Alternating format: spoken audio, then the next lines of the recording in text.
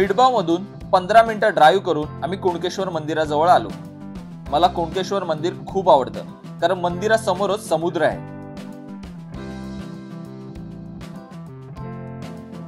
दर्शन घेऊन आम्ही निघालो देवगडला.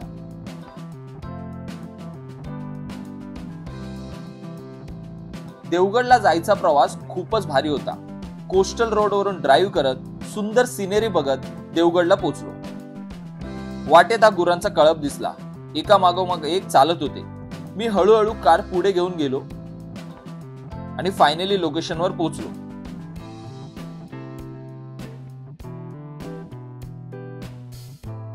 थोडी पेटपूजा केली.